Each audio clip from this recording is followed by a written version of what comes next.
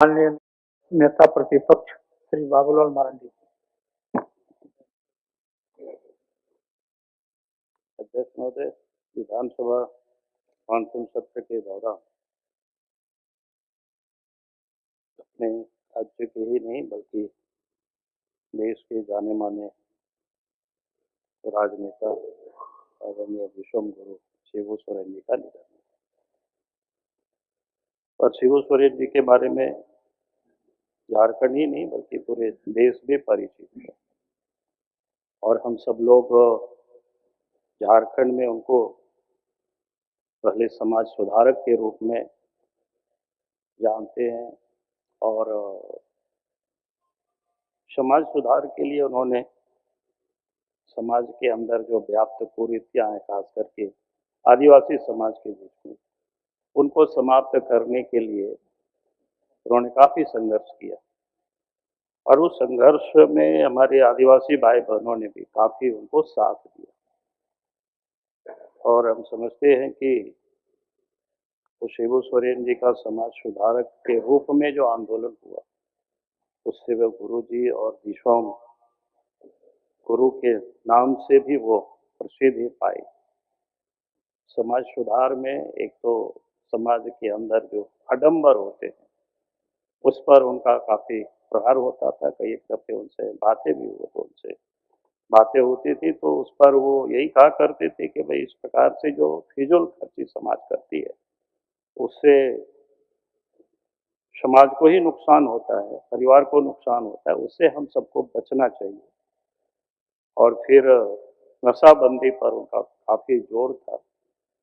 हम लोग उस समय स्कूलों में पढ़ते थे तो गांव घरों में लोग बनाते थे और पता चलता था कि इधर शिबू सोरेन जी आने वाले हैं, तो जो लोग भी बनाता था घर से हड़िया दारू सब उखाड़ करके बाहर लोग फेंक करके आते थे। मतलब इतने डर ही नहीं बल्कि एक प्रकार के सम्मान भी था उसके प्रति और तभी लोग इतने साथ देते थे।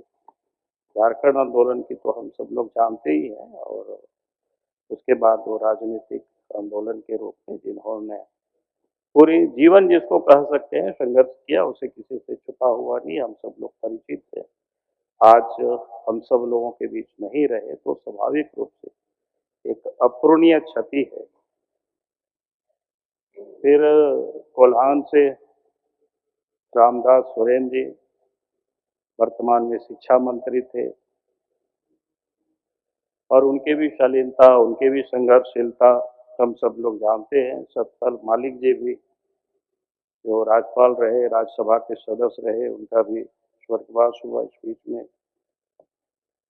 फिर वायुसेना के जो कैप्टन रहे जो 1900 भारत और पाकिस्तान के युद्ध में उन्होंने नेतृत्व किया था कि उनका भी निधन हुआ। और साथ ही पद्म श्री विनोद कुमार जी और वरिष्ठ पत्रकार हरिनारायण जी।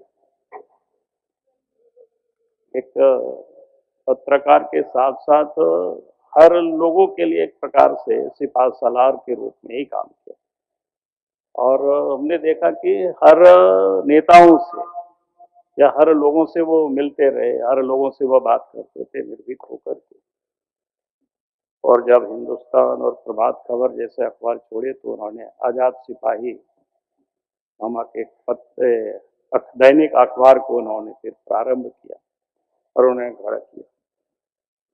और उन्होंने जब कभी भी कलम जिसको कहते हैं ना कि निर्भीक होकर के उन्होंने विषय को रखा, उसमें कभी भी उन्होंने कोई भय या कोई लोभ से इसको कहते रहित होकर के काम करते रहे।